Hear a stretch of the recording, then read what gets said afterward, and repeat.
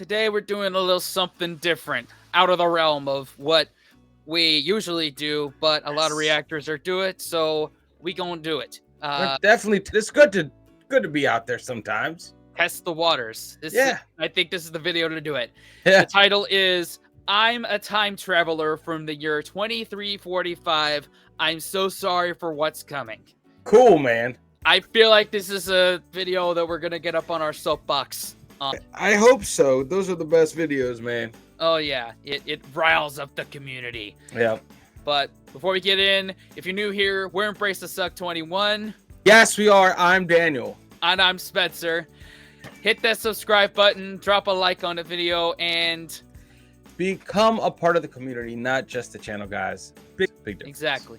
Ready to go in? Let's do it. All right, 3, 2, 1.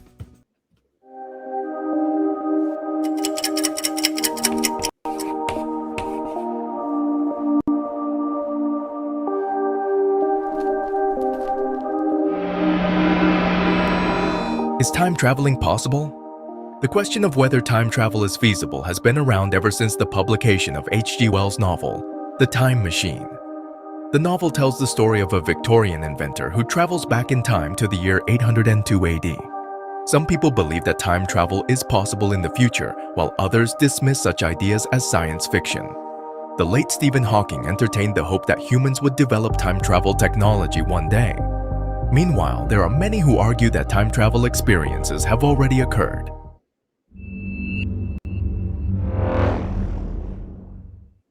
In one instance, a man claimed to have visited the year 2345 and gave some ominous predictions about what lay ahead.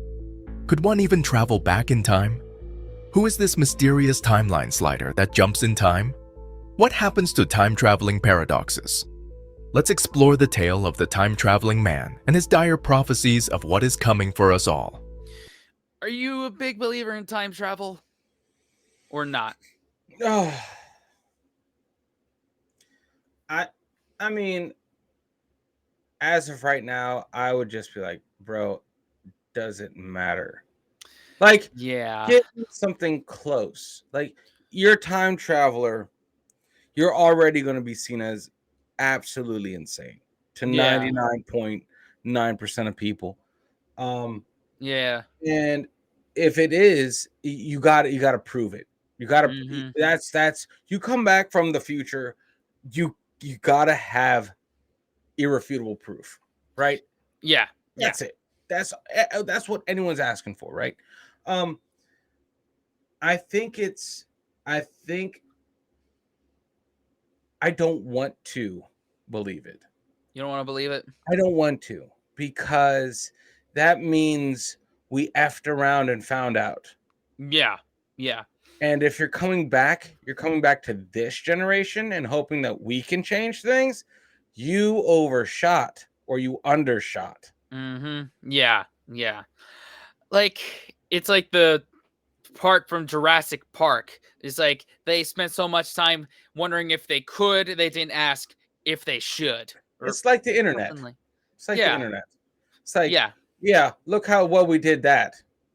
You know, look how well we interneted as a human species. Like, well, let's not just throw time travel in there. Yeah, we became so connected that we became divided. Yep. And like now, 2023, I mean, AI technology has been in development for several years, but now it's become accessible to the common everyday folk. Yep. And so part of me believes that time travel could be possible in the very distant future. It's definitely not going to be in our lifetime, but I think that one day humankind could get there. I don't know if and when. My only proof that would make me believe that is, and it's probably not good evidence either, is some of those clickbaity what do you call them, compilation articles of supposed time travels. Like this one person from 1917 that looks like it's a picture of someone that looks like they're from like the 2010s and it had like a cell phone. Yeah. And I've seen those sunglasses. So yeah, but those could have been auto photoshopped or something Yeah. like that. So I, I don't I believe just it too much. if we can, we shouldn't. You Yeah, know, we shouldn't. pretty much, man. It's absolutely. I will believe on a multiverse before I believe in time travel. Yeah, yeah. It's like the question that, if you meet someone like at a job interview or maybe a first date, and a question may come up, if you could go back in time and change something, what would you change? And my answer to that is I wouldn't change anything, because I wouldn't have that experience anymore. And everything in my past made me who I am today.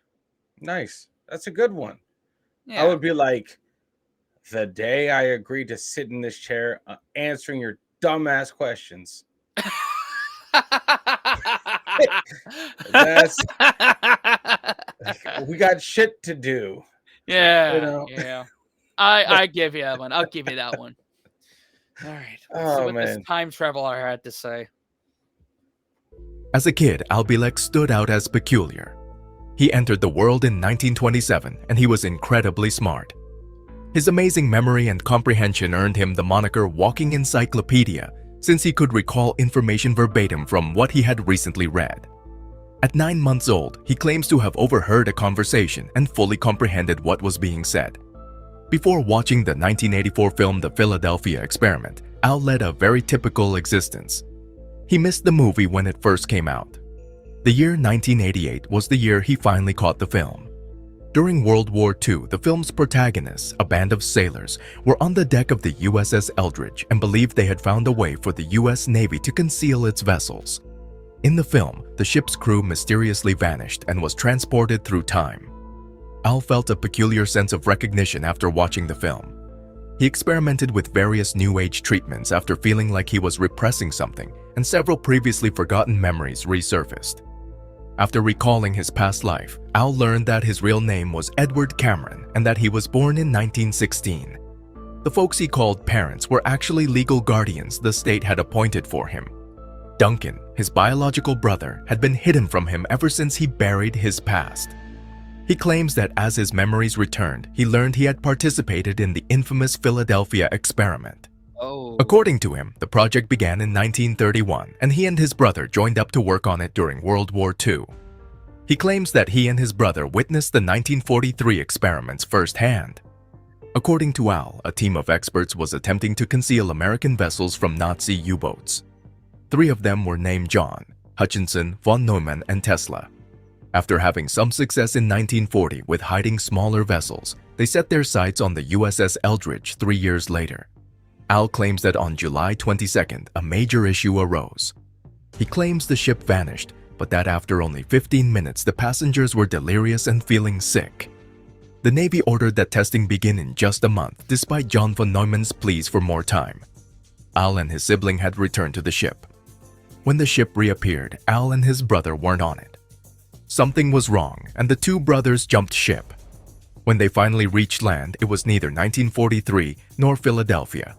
Montauk, New York was their location, and the year was 1983. Al claims that they were surrounded by guards and helicopters when they finally reached land. John von Neumann, who had aged 40 years, was waiting for them in a secret facility below ground. According to Al, he and Duncan went back in time. The Eldridge was trapped in a hyperspace bubble, as John von Neumann had previously explained.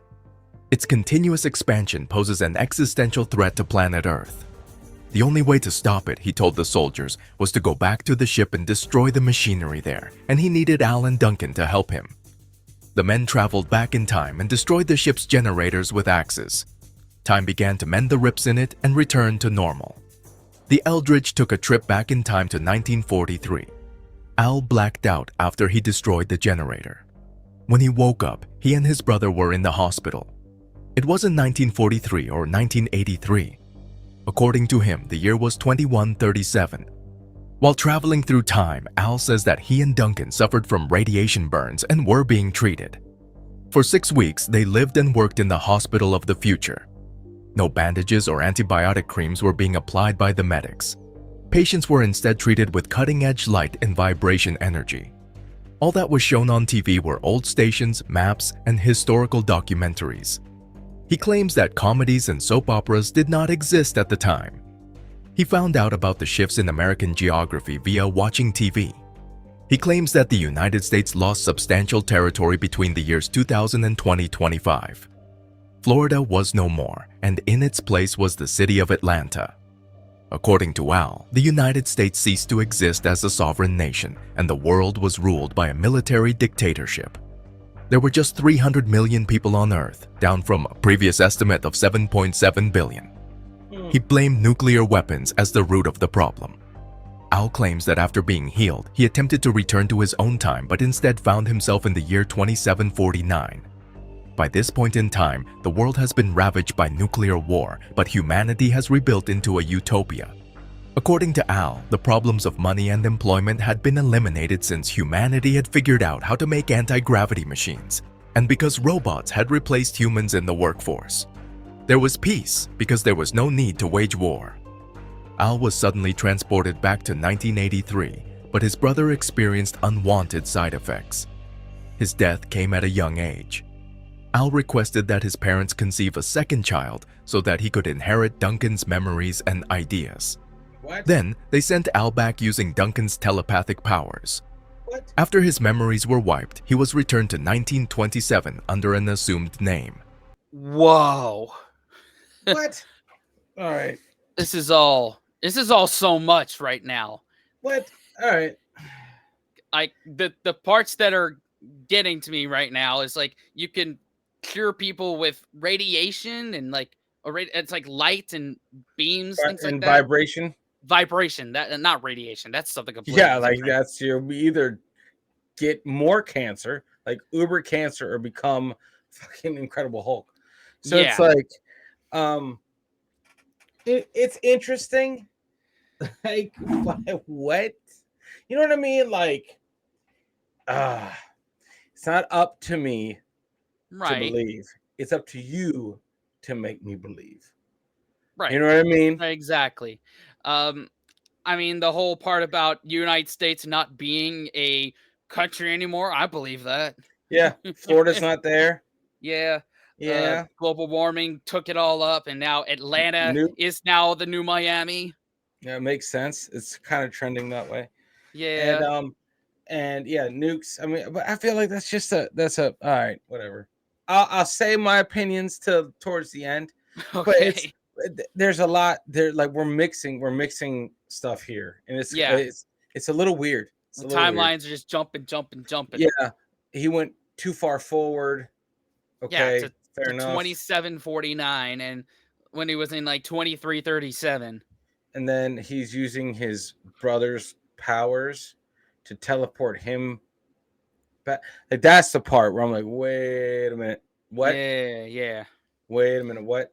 I know Montauk. I know about that craziness, but like, what? Like, okay, you got to destroy a ship's generators, and so they did it with axes. I guess. What? Do it however you got to do it, and and a part I'm just remembering now is like it's saying that the United States lost land in the 2020s. Yeah. It's 2023 right now. We got 7 more years to look out for. I don't want to say too much. I'm not going to jinx it. Yeah, let's see. Man. What's the deal? Is this fiction or real? Many conspiracy theorists believe Al, but others don't. He insists that he did travel in time. If his tales are genuine, we won't know for sure for another 2 years. According to Al, by 2025, Florida was gone. We'll know in a little over 2 years whether or not he was correct. Meanwhile, we should ponder this important question. Can we actually travel through time? The short answer is yes, and you're doing it now, speeding through time at the incredible rate of 1 second each second. Time passes at the same rate whether you're watching paint dry or wishing you had more. Fuck you. It's about what was it? Every 60 seconds in Africa, a minute passes. No lie has been told. Oh my god! I like how he waits to the 7th minute, 15-second mark. Be like, yes, you want to travel through time? We're doing it. What? Right now, second by second. Get the fuck out of here, bro. Like, shut the fuck up. Oh, you can't take us nowhere. I'm just like, technically, if we're just gonna be technical about it, fair enough. Yeah. Fair enough. Oh my god. Love it. More time to catch up with a faraway friend.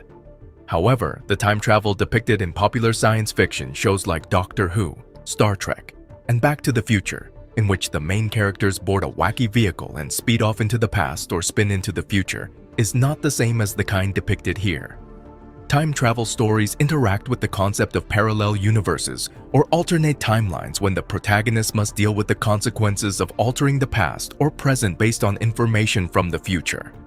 Most fictional time travelers simply enter a time machine and vanish. Afterward, they magically resurface in the midst of a band of cowboys, knights, or even dinosaurs. These movies depict what amounts to time travel. While scientists don't consider time travel to be plausible in the real world, they also don't dismiss the idea out of hand. It's possible that jumping around in time is allowed by physics, but the subtleties are what matter. No one has ever demonstrated the kind of time travel seen in science fiction, where one can go back and forth in time, or proposed a method of sending a person through significant periods of time without destroying them on the way. Stephen Hawking wrote in Black Holes and Baby Universes that the best evidence we have that time travel is not possible, and never will be, is that we have not been invaded by hordes of tourists from the future. However, time travel manipulation is supported by science to a certain extent. For instance, Albert Einstein's special theory of relativity postulates that time is relative to the perspective of the observer. A person moving at close to the speed of light will age and become bored far more slowly than a person standing still. Because of this, astronaut Scott Kelly aged marginally slower during his year in space than his identical twin brother did while remaining on Earth. Some of the strangest physics associated with time travel can be found in ideas involving wormholes, black holes, and string theory. A wide variety of science fiction media, including novels, films, television shows, comics, video games, and more, continue to explore time travel. In 1905, Einstein created his special relativity theory. One of the cornerstones of contemporary physics, it was later expanded upon by Einstein in his theory of general relativity. The space-time continuum is described by special relativity for objects traveling at constant speeds along a straight line. The theory's abridged explanation sounds easier than it is. First, there is no absolute frame of reference because everything is measured with respect to something else. Light always travels at the same speed, which brings us to our second point. It is unaffected by changes in context or measurement technique. And finally, the speed of light is the absolute limit. Time travel as we know it emerges naturally from these fundamental principles. A fast-moving observer will perceive time to pass more slowly than a stationary observer. Humans are not accelerated to near light speed, but they are sent whizzing around the Earth at 17,500 miles per hour on the International Space Station. Scott Kelly, an astronaut, followed in the footsteps of his identical twin and fellow astronaut Mark Kelly. Scott Kelly was in space for 520 days, but Mark only spent 54 days there. The age gap between the two men has been increased due to the disparity in the rate at which they have experienced time throughout their lives. Dilation of time between people on Earth and GPS satellites in flight does make a difference, even if the difference in an astronaut's lifespan is negligible, more suitable for jokes between siblings than actual life extension or visiting the distant future. Time seems to slow down the faster you move. In addition, Einstein's general theory of relativity states that the stronger the local gravity, the slower the passage of time. According to Drexel University cosmologist Dave Goldberg, near massive bodies, near the surface of neutron stars, or even at the surface of the Earth, although it's a tiny effect, time runs slower than it does far away. Goldberg claims that if one were to linger around near the edge of a black hole, where the gravity is enormous, one may experience only a few hours while an Earthling would experience 1,000 years. A trip back to Earth from near a black hole would be like taking a trip into the future for the person. However, time travel backward becomes difficult. I think he's about to get to it, but yes, That's what I've heard, obviously, in my time traveling community, is that it's never going to be backwards. You can't reverse time. You can just go forwards at different speeds. Oh, okay. So technically time travel, but always forwards. Yeah, never backwards. Never backwards. It's not like everything just rewinds and pop in the past. Like, it's just that way. Yeah. What spooked me the most and was the most revealing part is how, the twin astronauts, and I know one of them's a senator now, like they aged, like one was in space 54 days, another was like 520, something like that. Yeah. And they aged differently. So that blew my mind. But that could have been fucking stress. Yeah. Stress will age you. It's a silent killer. Yeah, it could have been everything. Yeah, exactly. I'm not saying stuff out there doesn't change you or going fast doesn't change you. I'm just saying, time travel in the historic sense of going back and doing something else different, that doesn't work. Time travel is like, I'll get to 2023. It'll take me what I perceive as an hour, but what you would see on your timeline as 1,000 effing years. Yeah. Like the what's that? You've seen Interstellar with Matthew McConaughey? Well, there's a scene they're on a planet near a black hole. That is where I'm like, okay. It took me until that movie to understand what the fuck everyone was saying. But all right. I guess got to put it on the list now. Yeah. It's a decent movie. It's wild, but all right. All right. Much more so than being torn to shreds within a black hole. For decades, scientists have been aware of the paradoxes associated with time travel using the theory of general relativity, and they have proposed a few viable solutions. According to Fabio Costa, a theoretical physicist at the Nordic Institute of Theoretical Physics, the first attempt to solve the problem using time travel was in the 1920s. An enormous cylinder would twist space-time as it rotated rapidly, like rolling a piece of straw between your palms. It wasn't until the 1970s that scientists realized this contraption may function as a time machine to go to the past, thanks to their discovery of a phenomenon known as closed time-like curves. A closed time-like curve is a hypothetical observer's path who, from their own vantage point, is constantly moving forward in time but who, at some point, returns to the point in time and space where they began. This is feasible in a space-time loop when gravity has twisted space-time and caused it to fold back on itself. Despite this, the phenomenon inspired further investigation. The topic of time travel was given more serious attention by scientists beginning in the 1980s. Igor Novikov of Russia and Kip Thorne of the United States, for example, wrote a paper together in 1990 on closed time-like curves. They started looking into the mechanics of time travel and how one might go about attempting to construct one. But they also looked into the issues inherent in time travel, which is no less essential. What if, for example, you threw a billiard ball into a time machine and it went to the past, collided with its former self, and then returned to the present in such a way that its current self could never enter the time machine? That seems like a paradox there. There has been intermittent interest in the subject since the 1990s, but no significant progress has been made. Every single time machine model that has been developed has flaws, which is why the area isn't very active right now. It has some appealing qualities and perhaps some potential, but there is a stumbling block that becomes apparent once one begins to untangle the intricacies. As an example, Albert Einstein's discovery that mass and energy are interchangeable reveals that most time travel theories necessitate negative mass, and thus negative energy. Like electric charge, mass can be positive or negative in theory. However, no such thing has ever been observed in practice. What's the deal with using rare elements to travel across time? To keep a wormhole, the projected space-time tunnel between two distant locations in the cosmos, open, this is often necessary. This tunnel would collapse under the weight of gravity if negative mass weren't there. You can think of it as opposing the wormhole-bound positive mass or energy. While both Kana and Goldberg agree that it's highly improbable that negative mass matter exists, Arcana does point out that some quantum phenomena, such as negative energy on extremely small scales, offer promise. A realistic time machine, he argues, would require something far larger in scale. Some scientists have proposed theories for time travel that incorporate a wormhole or a cosmic tube connecting two distant locations. It's like a fast track to the stars.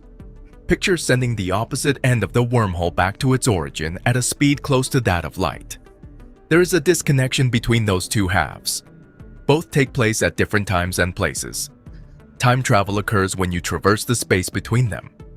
Moving one end of the wormhole near a massive gravitational field, like a black hole, while maintaining the other end near a weaker gravitational force would achieve a similar effect. A particle or other mass component may theoretically exist in the past with respect to the other side of the wormhole if time slowed down on the high gravity side. Creating a wormhole, however, is complicated by the need for negative mass and energy. A wormhole made from regular matter would quickly disintegrate under the force of gravity. Similar problems crop up in many other designs. Like a calorie-free pizza, they exist only in theory because there is no practical method to produce them. Perhaps, as the late physicist Stephen Hawking said, the issue is not simply that we don't know how to create time travel machines, but also that doing so is impossible until on minuscule scales.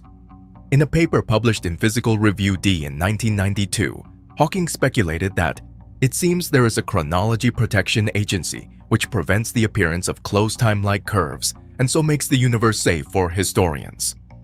Part of his argument was based on the contradictions that would arise from time travel, such as the billiard ball paradox and the more well-known grandfather paradox, in which if you kill your grandfather before he has children, you cannot be born and therefore cannot time travel and therefore cannot have killed your grandfather.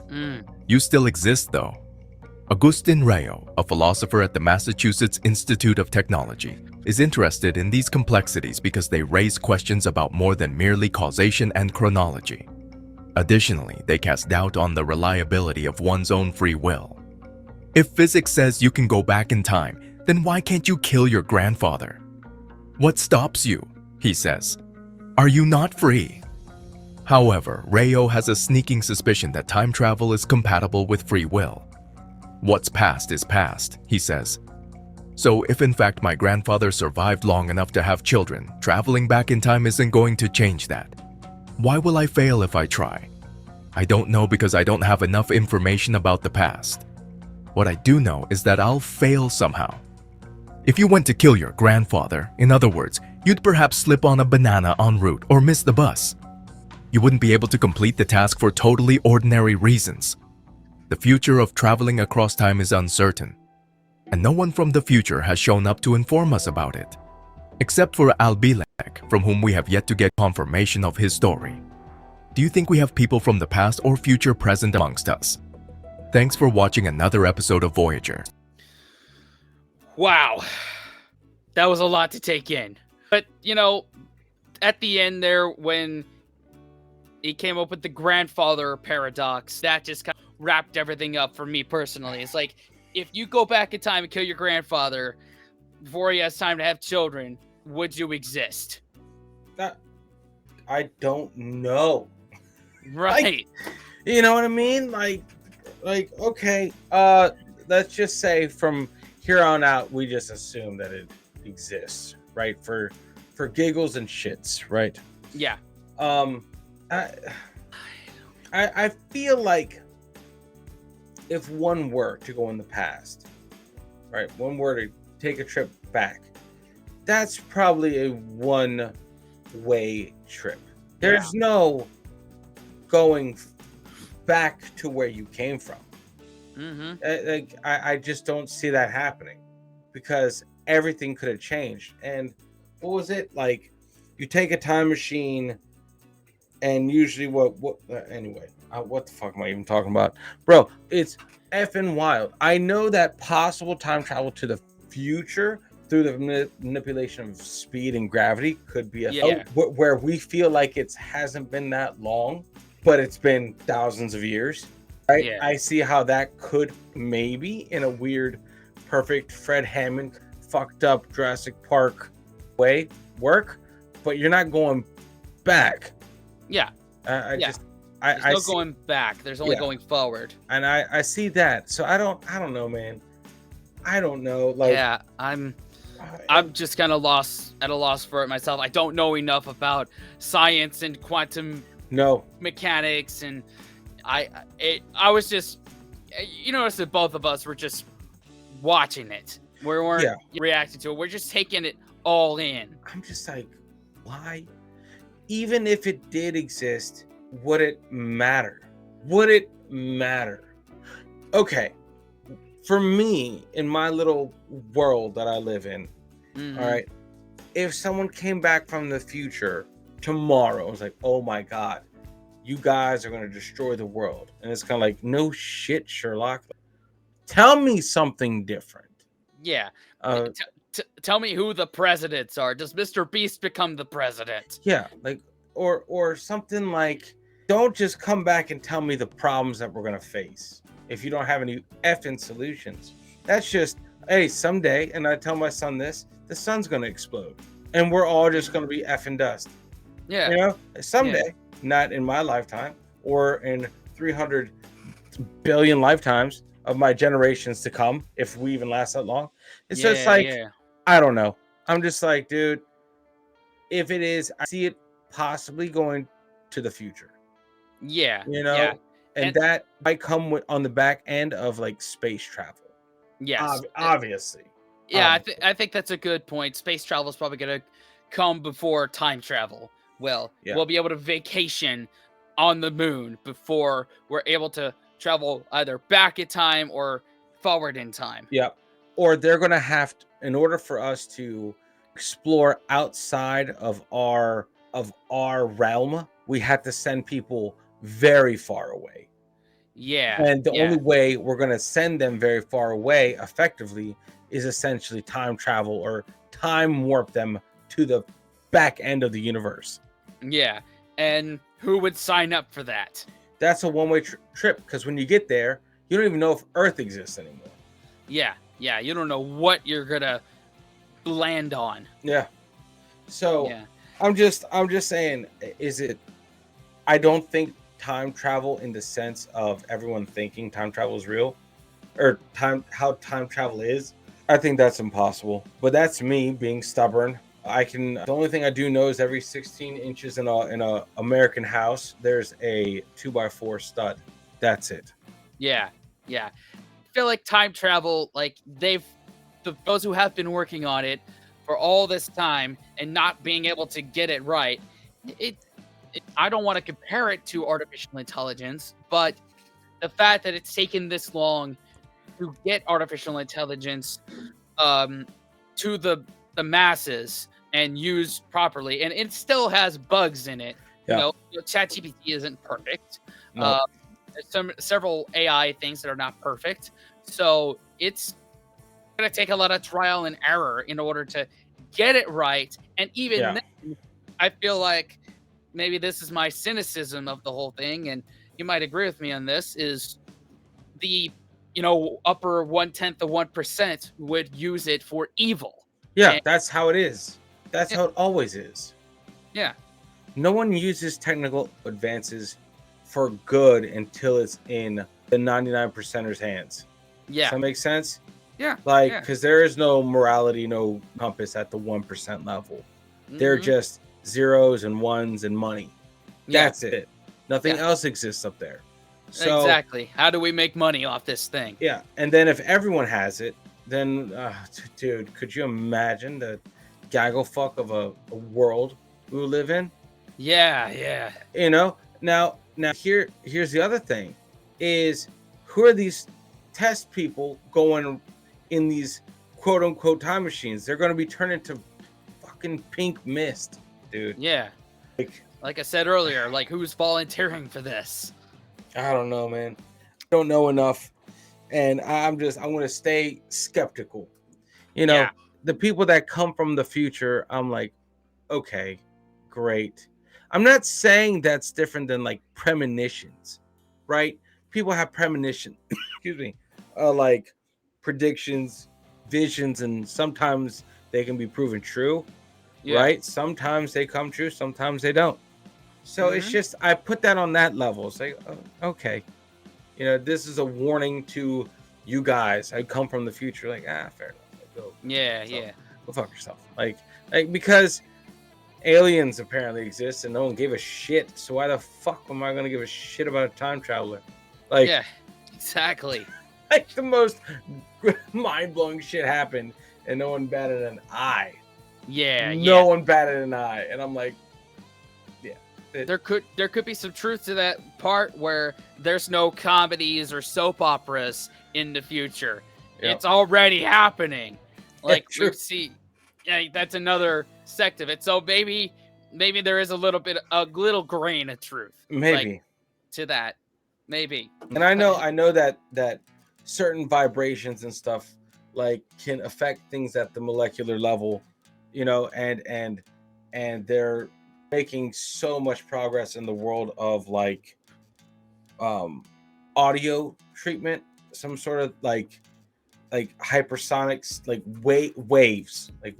They do a lot of experimentation with waves and vibrations and stuff like that. And I think maybe that's something that could be tapped into, but not time travel. I'm skipping that train and I'll stay in the present. I'm good. And as far as anyone that we offend that has come from the future, we apologize. And technically, a lot of our audience is already in the future. They're 5 hours in the future. Yeah, our analytics still say UK. And it's a good point. Yeah, technically, like that point is moot. Like I'm just like whatever. Time travel, dude.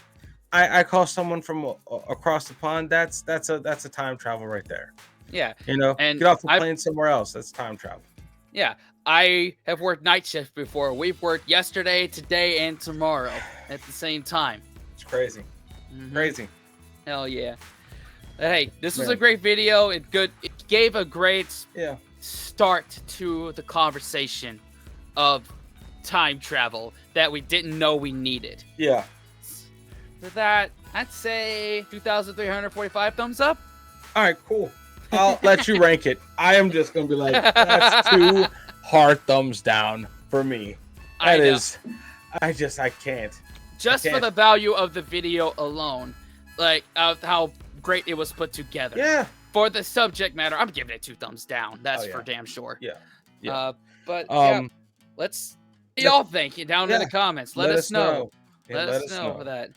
And thanks for watching our discussion. There's somewhere around to subscribe and watch another less mentally taxing video. Yeah. Oh my God. In the meantime, wash your hands, scrub your toes, wipe your ass, blow your nose, embrace the suck. Unplug and do something legendary now. Exactly. See y'all next time. Later. Fellas, we could be that mistake. Let's do this.